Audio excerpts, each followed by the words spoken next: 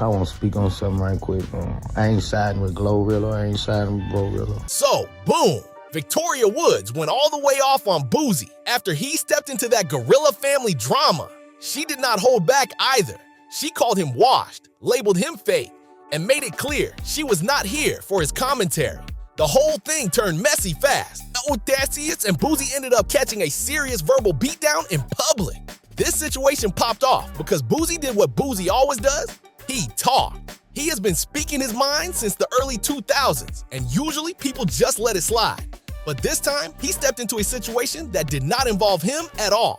Y'all think about Boosie. I don't care about his fan base. I don't care about none of that. This on Tubi movie. Victoria Woods was already on edge, and it looked like she was just waiting for somebody to test her. The second he said something, she snapped into action around February 9th. People be thinking we have more money than we have. Every artist who got 50 million ain't got 50 million. Every artist you think got 100 million ain't got 100 million. 2026, Boosie pulled up to the Breakfast Club and started breaking down the pressure artists face when family expects financial support from every direction. He made it clear he was not choosing sides. He said he was just being honest about how money changes people, according to him. Juvenile said, if I give everybody, I'm gonna be broke, man. Just think if I got $1 million. I got 7 brothers and sisters. Folks assume entertainers are swimming in cash when that is not always reality. He even brought up his own family to explain it. He said if he had $1 million and had to split it between 7 siblings, I give each y'all 100,000, I'm broke. If I really look out like you want me to look out, it's gone. Plus his parents, that money would disappear quick. He made it clear that I'm not siding with blow or blow because that's a family situation. I don't know. I ain't getting no family business. Expectations can drain you before you even get started. He said it plain and simple. If he handed everybody 100 racks, that whole million would be gone just like that. No cushion, no leftovers, nothing. And he kept repeating. You got Boosie raccoon eyes talking about some, I'm not on nobody's side, but I'm just saying you are taking side. Repeating that he was not trying to step into anybody's family situation. He said it more than once, making it clear he was staying neutral. But Victoria was not buying that calm talk at all. Cause basically you saying she ain't got no money, so she ain't trying to give us nothing. You justifying her. I don't give a. In her eyes, Boosie was basically backing Gorilla's decision not to share the wealth. To her, it sounded like he was giving Gorilla a pass. And Victoria does not let. What y'all think about Boosie? I don't care about his fan base. I don't care about none of that. This on Tubi movie. Stuff slide like that. She jumped online swinging like this was personal and had been building up for years. She said straight up. And then I already don't like you anyway, Boosie, because you know why? You don't like gays. You don't like gays. Nas X. He was defending why Gorilla was not sending money to the family.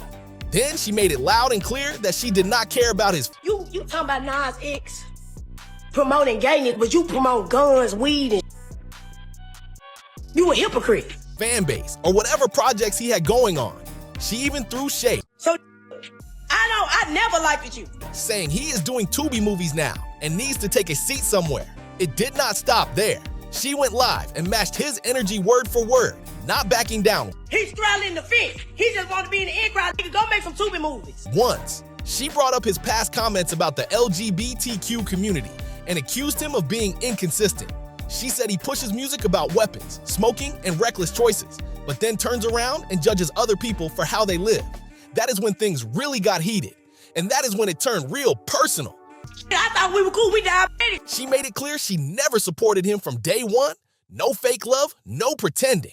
She told him straight up to go sit down and drop a few more low-budget projects instead of. And y'all got a big platform, so hell yeah, I got a problem with y'all. Why the y'all ain't got no breakfast up there? It's called a Breakfast Club. Speaking on her family situation, but then she delivered the line that had the whole internet crying with laughter.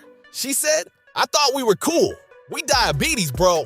That one sentence took off like wildfire. The diabetic twin jokes flooded every timeline, every blog, every comment section. Which I don't have a problem with, but just be ready for me to respond. Don't sit here, Charlamagne, with your pickle head. It was messy, but people could not stop replaying it. To his credit, Boosie did not explode. He jumped on X and kept it playful. He called her his diabetic twin, said, my bad, and explained he was only talking about real-life struggles. He mentioned he has sibling issues too and was not trying to start drama. He even laughed and called her skin ball before moving on like it was nothing serious. But Victoria was not finished. She popped back up in another clip and shifted her energy toward the Breakfast Club. She sent shots at Charlemagne, sent more heat at Boosie, and warned everybody watching that if they say her name, they better come prepared. According to her, she is firing back every single time. So, that was the so-called showdown between Boosie and Glorilla's sister. No physical moves, no meetups, just straight words flying everywhere. Victoria was pressing anyone she felt was defending Glorilla. And to really get why she was carrying that much frustration, you have to rewind to where it all started, deep in the struggle they came from, where this tension first sparked. Victoria Woods did not just jump online ranting for attention. According to her, this hurt been sitting heavy on her chest for 4 long years. 4 years of watching Glorilla go from sleeping on a worn-out mattress with roaches running across the floor to stepping onto red carpets and collecting Grammy nominations like it is normal life now. Through all that glow-up, Victoria says the family never got lifted. Nobody got pulled out.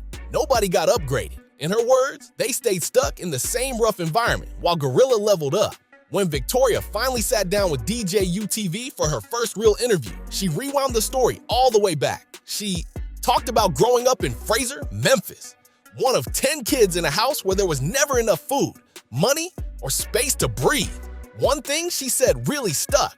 She explained that getting McDonald's felt like hitting the lottery. That was not just dinner, that was a full celebration. Then she opened up about entering foster care. She said when her foster mom casually told her to grab snacks from the store, she did not even know how to react. Back home, a simple bag of chips felt like a major blessing.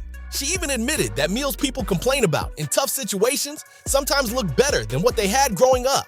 That is how serious the struggle was. Their dad worked at the post office, but that paycheck never stretched far enough to feed a house packed with 12 people.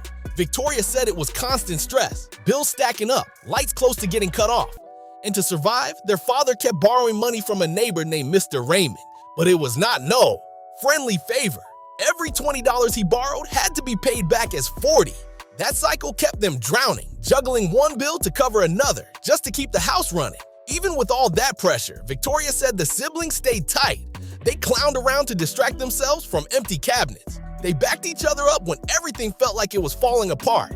She said they would joke even when their stomachs felt completely empty, trying to laugh through the pain. That bond became their survival code. That struggle is the foundation of how Victoria sees loyalty. In her mind, they went through the storm together, so when one person makes it out, everybody is supposed to level up. That is the rule where they come from. So, when Glorilla exploded in 2022 with FNF, Let's Go, Victoria said she was proud at first. She said she really was happy for her little sister. She sent a congratulatory text, but the message turned green. Glorilla had changed her number and did not share it with the family. That is when things started feeling different. Victoria said she even asked their mom for Glorilla's new number, but was told she could not get it without Glorilla's approval. That is when it started feeling official. She claimed once the money started flowing in, their mom's energy shifted too. From that moment on, Victoria says they were locked out of Glorilla's world completely. No invites, no backstage passes, no simple pull-up to a show. She said the one concert she attended happened only because their mom quietly helped her get in through the back. When Victoria later spoke to TMZ, she did not dodge the question about money. She put a clear number on it. She said all she was asking for was $2,500 per sibling. Not a mansion, not a luxury car, just $2,500. According to her, if Glorilla had simply sent that, there would have been no public drama. She said she would not have gone live, would not have criticized her, and would not have spoken out at all. She stressed it was never just about herself. In her words, Glorilla has 9 other siblings out here, and she believes none of them have received support either. That is where the tension really sits. Then Victoria dropped a claim that shook the whole internet. She said their mom is still clocking in at FedEx every single day. According to her, Glorilla never retired her like social media has been claiming. That statement hit like a bombshell and instantly had timelines in chaos. That accusation split people right down the middle. Comment sections turned into battle zones. Everybody suddenly had an opinion, and the debate got loud fast. Some believed Victoria was exposing the truth. Others felt she was crossing a line. Either way, the spotlight got brighter overnight. But Glorilla did not match that fiery energy. She did not jump on live yelling. She did not trade insults back and forth. Instead, she moved in a calculated way. She pulled out receipts and let them speak for her. Themselves. Glorilla posted screenshots on Instagram showing text messages from their mom. In those messages, their mom thanked Glorilla for everything she had done. She called her a blessing and acknowledged that she supports the family. Those screenshots directly clashed with Victoria's claims across different platforms. And it did not stop there. Other siblings stepped forward too, speaking out and challenging Victoria publicly. What started as one voice quickly turned into a full family showdown, playing out in real time. Glorilla's brother and sister jumped on live together and wasted no time shutting down the story Victoria had been pushing. They were clearly heated. They asked straight up, since when is having a job something to shame somebody for? In their eyes, Victoria was twisting it, trying to make it seem like their mom working at FedEx meant Glorilla was not helping at all. And they said that was not true. Then they started laying out numbers. They claimed Glorilla gave their mother $500,000. They said she bought her a house. They said she bought their dad a car. They even said she randomly sends family members a stack of cash just to check in and make sure everybody is straight. According to them, she takes care of the relatives who stay solid and do not stir up drama. But they did not stop at defending Glorilla. They went straight at Victoria. They called her a pathological liar. They accused her of scamming people in the past and bringing shady individuals around that allegedly caused problems for the family home. They claim she burned bridges with almost everyone and is now trying to flip the script and play victim. Then, an old 2015 situation resurfaced during the chaos. Reports from that time showed Victoria faced a domestic dispute charge after an argument at a Memphis hotel involving Glorilla, who was a minor then. The case details were brought back into the spotlight, adding even more tension to an already explosive family feud. Victoria was 19 when that incident happened. According to reports at the time, police said they recovered a weapon hidden outside after the alleged victim told them where to look. Victoria ended up facing charges connected to the situation. This is the moment many people point to when explaining why Glorilla distanced herself. When your older sister allegedly pulls a weapon during an argument while you are still a teenager, that shifts everything. Trust gets cracked, and the relationship is never the same again. When Victoria sat down with DJ UTV, she denied the weapon story completely. She shut it down and said it did not happen like that, but other siblings spoke up and backed the original version, saying that incident is exactly why the family keeps their distance from her. According to them, that was the breaking point. They also claimed Victoria was placed in foster care because of her own actions, not because of something the rest of the family did. Victoria told a different story. She said, her siblings downplayed serious issues to CPS, which led to her being sent back to a home she did not want to return to. She said she felt outnumbered and unsupported, and once the case was closed, she had no choice but to go back. One detail that stood out was Glorilla's brother speaking calmly about it. He admitted he has not talked to Glorilla in 4 years either, but unlike Victoria, he did not go online asking for money. He said he introduced Glorilla to music from a genuine place and never expected payment. That is a completely different tone from the frustration Victoria has been expressing. Glorilla did not argue back with long speeches. Instead, she started reposting memes about entitlement and even shared job listings from Indeed.com. No direct names, no long captions, just subtle posts that spoke loud on their own. The message felt clear. Her camp kept it simple. She supports the ones who stay solid, and in their view, Victoria has not been solid in a long time. Then the situation exploded beyond just family. What began as tension between two sisters from Memphis turned into a full-blown online spectacle. Rappers, bloggers, and random commentators all jumped in like it was a public competition. Everybody suddenly had an opinion, even those with nothing to do with it. Finesse 2 Times was one of the first artists to step into the mix. The Memphis rapper, signed to Atlantic Records, reposted Victoria's TMZ clip on his Instagram story and wrote, "And somebody tell Glorilla's sister S, TFUC." After that, he posted a video telling Victoria to get up and grind for herself. He said every city in America has truck stops or some type of opportunity to make money. He added that she should stop measuring her future based on what someone else has built. That did not sit well at all. Victoria went live again and aimed straight at him, ready to respond with that same fiery energy she had been bringing from the start. Victoria did not hold back when she responded. She started questioning his whole career path. She asked, how do you go from being known as a rapper to mainly streaming online and still expect people to take you seriously? That was a direct shot, and she made sure it landed. She went at his image, his finances, and even brought up his personal life. She mentioned his partner, who is currently incarcerated, and even referenced his child. It felt less like a debate and more like a full diss session unfolding in real time. She made it clear she was not filtering herself at all. Then she flipped it and said if he was going to use her name for views, he might as well send her a check because she is boosting his numbers too. She was laughing through it, almost like she was entertained by the chaos. According to her, the drama was bringing attention and opportunities, so she told everyone to keep talking. But Finesse 2 Times was not amused. He went live and took the tone to a deeper level. He said his frustration was not even about Glorilla. His issue he claimed was that Victoria put private family matters on the internet. He said he cannot respect that from anybody. He explained that he has lived through similar public situations himself. He said when his personal business went public, people judged him hard and trust was broken. That experience, he claimed, is why he moves differently now. He sounded less angry and more like someone speaking from old wounds that never fully healed. More rappers started tossing in their opinions like it was open season. Freddie Gibbs jumped on X and posted, "Man, I love Memphis," with shouts with crying laughing emojis like the whole situation was straight entertainment to him.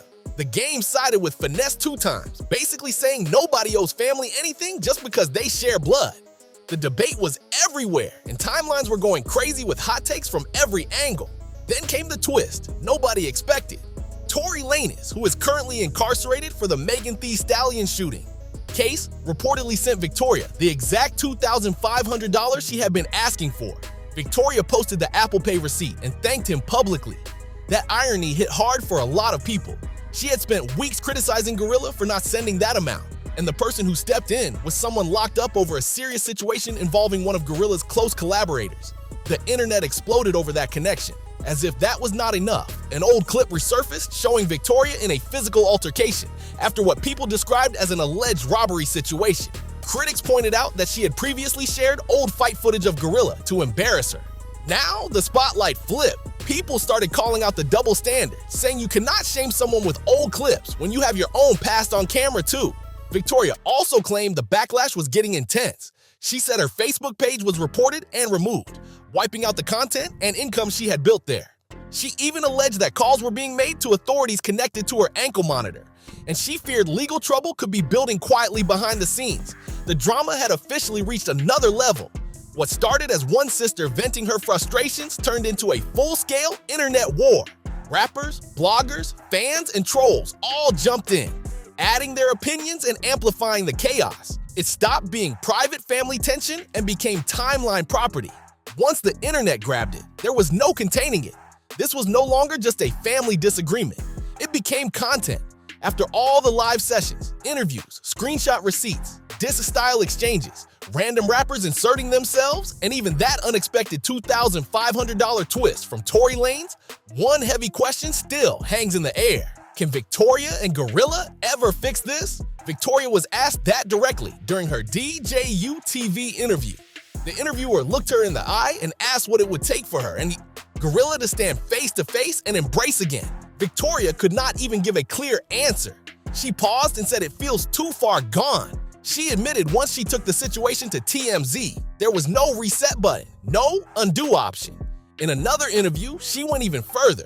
She said maybe they should stop calling themselves siblings at this point. That is not a light statement to make about your own family. She basically acknowledged that the bridge is not just burned, it is completely torn down.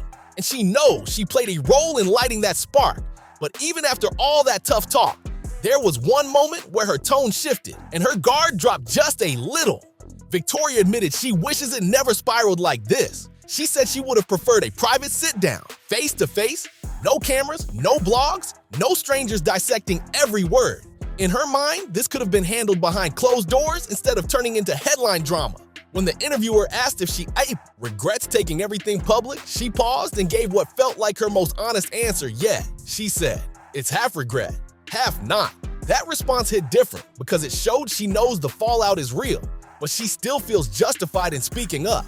The DJU TV host tried to leave her with something deeper to think about. He told her to give Glorilla some grace. He pointed out that 4 years feels long when you are hurt, but in the bigger picture, some people take much longer to mature and figure out how to handle success and family pressure. He reminded her that Glorilla constantly talks about their struggle in interviews, which shows she has not erased those memories. Then came the real question. Is Glorilla's distance about neglect, or is it about protecting her peace? Victoria did not budge. She stood firm and said, "Blood is not thicker than water. She made it clear that sharing a last name does not mean someone gets unlimited chances. She also said the same.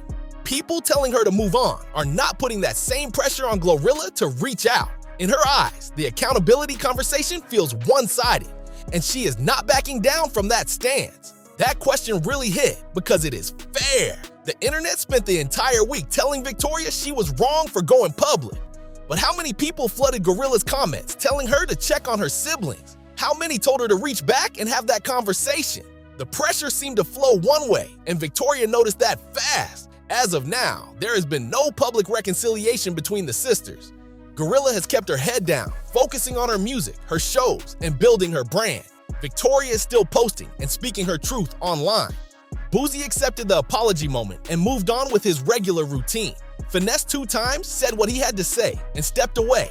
Tory Lanez remains incarcerated, and the internet has already shifted its attention to the next trending situation. But for the Woods family, this is not just viral content. This is real life.